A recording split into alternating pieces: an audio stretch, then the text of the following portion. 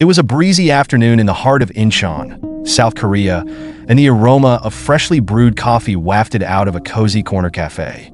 Inside, a mix of chatter and clinking cups created a warm, inviting atmosphere. Jin and Jungkook of BTS sat at a small table near the window, their presence low-key yet unmistakable.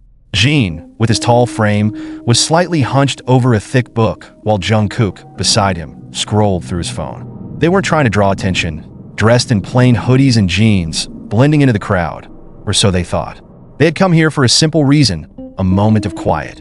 As global superstars, their lives were often a whirlwind of performances, interviews, and scrutiny. But here, among strangers sipping lattes and scrolling through their phones, they felt an unusual sense of anonymity. Jin was engrossed in his book when a sudden sharp voice cut through the cafe's hum. "You think you're better than the rest of us?" The voice was loud enough to stop conversations. Heads turned toward a man standing a few feet away from their table. The man looked to be in his late 40s, with a weathered face and a fiery expression. He wasn't dressed poorly, but his clothes had the unmistakable wear of someone who'd seen hard times. His tone was confrontational, his body tense. For a moment, Jin and Jungkook froze, not out of fear, but out of surprise.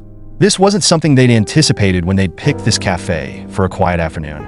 The tension in the room thickened as all eyes focused on the unfolding scene. "You've got everything handed to you on a silver platter," the man continued, his voice trembling with anger. "Do you even know what it's like to struggle?" The other patrons exchanged uneasy glances, unsure whether to intervene or stay silent. The barista behind the counter hesitated, her hand hovering near the phone. Jin's calm demeanor contrasted sharply with the man's intensity. He closed his book slowly, placing it on the table, and looked up at the man. "Sir," he said, his voice steady but quiet, "I'm not sure what's upset you, but maybe we could talk about it." The man scoffed loudly. "Talk? You want to talk? What could you possibly have to say that someone like me would want to hear?" The cafe fell eerily silent. People waited, holding their breaths for what would happen next. But instead of matching the man's aggression, Jin did something no one expected, and it changed everything. Jin leaned back in his chair, his posture relaxed but attentive. The man's anger seemed to pulse through the room, making even those watching from afar feel uneasy. But Jin didn't flinch. Instead, he gestured to the empty chair across from him. "Please sit," he said calmly, his tone disarming. The unexpected offer took the man aback for a moment, but the tension in his shoulders didn't ease. He stood there, fists clenched, glaring down at Jin. The man sneered. "Why would I want to sit with someone like you? You're just another spoiled kid who'll never know what it's like to live in the real world." A few patrons shifted uncomfortably in their seats, whispering to one another. The barista made a subtle movement, as if considering whether to intervene. But Jin kept his composure. "Maybe you're right," Jin admitted, his voice measured. "I haven't walked in your shoes. But if you sit down, maybe you can tell me what that's like." For a second, the man seemed to falter. The firmness in Jin's voice wasn't a challenge. It was an invitation. Yet instead of taking the seat, the man leaned in closer, his voice dropping, but retaining its sharp edge. "You think I owe you my story? You think that'll make you feel better about yourself?" He snapped, his words dripping with sarcasm. Jin's gaze didn't waver. "I think everyone has a story that deserves to be heard," he said. His words hung in the air, cutting through the silence. The man hesitated, as if unsure whether to lash out again or accept the unexpected civility. Meanwhile, the other customers continued to watch, their curiosity now mingled with an odd sense of hope. They weren't sure where this was heading, but they couldn't look away. Finally, after what felt like an eternity, the man grabbed the back of the empty chair and dragged it noisily across the floor. He dropped into the seat, crossing his arms defensively. His jaw was tight, his eyes scanning Jin as if searching for a crack in his calm demeanor. "Fine," he muttered. "You want to hear about the real world? I'll tell you." The tension in the cafe shifted, not entirely gone, but no longer suffocating. The barista lowered her hand from the phone. The patrons leaned in slightly, pretending not to eavesdrop, but hanging on every word. Jin nodded, leaning forward slightly. "I'm listening," he said simply. And so, the man began to speak. But what came next wasn't just a story. It was a revelation. The man took a deep breath, his chest rising and falling as if trying to steady himself. When he spoke, his voice was quieter but no less raw. "You look at me and see someone angry for no reason. But you don't know what it's like to lose everything. he began, his words heavy with bitterness. He glanced around the cafe, as if daring anyone to interrupt before his gaze landed back on Jin. I had a job, a family, a decent life. But then the factory I worked at shut down. Just like that, gone. Hundreds of us left with nothing but promises they'd relocate us. Promises that never came true. The cafe was silent, save for the faint sound of the espresso machine hissing in the background. The man's voice began to crack as he continued, his tough exterior crumbling with each sentence. I tried to hold it together for my wife and kids, worked whatever odd jobs I could find. But when you're scraping by, it doesn't take much to break you. My wife, she left, took the kids with her, said she couldn't live like this anymore. He paused, his eyes glistening. I can't even blame her. Jin remained silent, his face unreadable, but there was no mistaking the empathy in his eyes. The man's gaze shifted to the table, his fingers tracing the grain of the wood absently, as if trying to ground himself. Do you know what it feels like to walk into a room and know everyone is looking at you, judging you, thinking you're nothing? That's my life now, every single day. The words hit hard, not just for Jin, but for everyone listening. A woman at a nearby table shifted in her chair, suddenly engrossed in her coffee cup, as if trying to process what she'd just heard. And then I see someone like you, the man continued, his voice rising slightly, sitting here with your fancy clothes, reading a book like you don't have a care in the world. And it makes me mad because no matter what I do, I'll never have what you have. His words hung in the air like a storm cloud, heavy and charged. Jin didn't rush to fill the silence. He let the man's pain settle, respecting its weight. Finally, he leaned forward, his elbows resting on the table. I don't know what it's like to be in your shoes, Jin said softly, but I do know what it's like to feel judged, to feel like people have already decided who you are before you've even said a word. The man looked up sharply, his eyes narrowing. What could you possibly know about that? Jin's response wasn't what anyone in the cafe expected. It turned the conversation and the entire mood of the room in a way no one could have predicted. Jin took a deep breath, his steady composure making the tension in the room feel less suffocating. He leaned forward, meeting the man's skeptical glare with unwavering eyes. You might think I've got it easy because of who I am, and in some ways you're right. I've never had to worry about a roof over my head or food on the table. But that doesn't mean I don't know what it's like to feel misunderstood. The man scoffed, ready to interrupt, but Jin held up a hand, not in a dismissive way, but as if to say, hear me out. Everywhere I go, people make assumptions about me. They think they know who I am, what I believe, what I've done just because of my fame. They don't see me as a person. They see a caricature, someone they can project their own frustrations onto. Kind of like what's happening here. The man's face twitched, as if Jin's words had struck a nerve. He didn't say anything, but his posture shifted ever so slightly, his arms loosening from their defensive cross.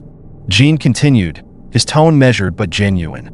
I'm not saying my struggles are the same as yours. They're not. But pain is pain. Feeling like you're invisible or like you'll never be understood.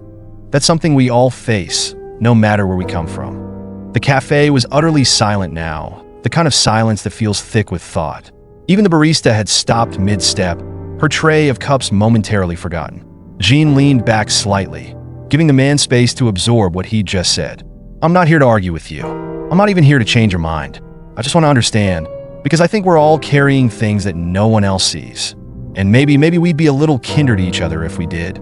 The man's jaw tightened, and for a moment, it seemed like he might lash out again.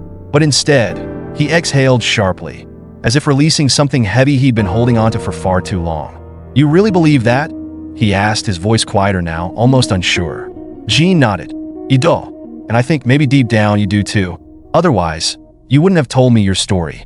The man blinked, his tough exterior cracking just a little more. He rubbed the back of his neck, glancing around the cafe, as if noticing for the first time how many people were watching. A flicker of self-consciousness crossed his face, but then he looked back at Jin. You're not what I expected, he admitted, his tone softer now. But the real surprise wasn't what Jin said next. It was what the man did in response. The man sat back in his chair, his body language shifting from guarded to contemplative. For a long moment, he didn't say anything. The cafe was still, every patron caught in the quiet tension of the moment. Finally, he spoke, his voice stripped of its earlier hostility. You know, I came in here mad at the world, he said, shaking his head. Mad at people like you who I thought had it all handed to them. But maybe I've been carrying that anger too long. Maybe it's not about you at all. Jin didn't respond right away. He let the man's words hang in the air, giving them the weight they deserved. When he finally spoke, his voice was steady and measured. I think it's easy to blame people we don't know. It's harder to face what's really hurting us. But you did that today, and I respect that. The man looked up, his eyes meeting Jin's for the first time. There was no trace of anger, only a weary kind of gratitude. "You're a good kid," he said almost reluctantly, as if the admission cost him something. "I don't say that often." The shift in tone was palpable. The tension that had gripped the cafe dissolved, replaced by an unexpected sense of connection. The barista smiled faintly as she resumed her work. A couple at a nearby table exchanged glances, their expressions softening. Then, the man did something that caught everyone off guard. He reached across the table, his hand outstretched. Jin hesitated for only a second before clasping it firmly. "I'm sorry," the man said, his voice thick with emotion, "for judging you before I even knew you." Jin smiled, a genuine expression that lit up his face. "And I'm sorry if I ever gave you a reason to feel that way." The handshake lingered for a moment before the man pulled back. He stood, smoothing his shirt awkwardly, and glanced around the cafe. "I think I owe everyone here an apology too," he said, his voice carrying across the room. "I came in here angry, but this kid, he reminded me that sometimes we've just got to listen." The cafe erupted in quiet applause, not loud or showy, but heartfelt. The man nodded, visibly moved, and made his way to the door. He paused just before leaving and looked back at Jin. "Thank you," he said simply. And then he was gone. What happened next wasn't as dramatic, but it left everyone in the cafe with something to think about. And it's a moment they wouldn't soon forget. As the door closed behind the man, the cafe seemed to exhale collectively. Conversation slowly resumed, but it wasn't the same. There was a new energy in the room, a shared understanding among strangers who had just witnessed something extraordinary. Jin returned to his seat, picked up his book, and took a sip of his now cold tea. But before he could fully retreat back into his solitude, a woman from a nearby table approached him. She looked to be in her 60s, with kind eyes and a warm smile.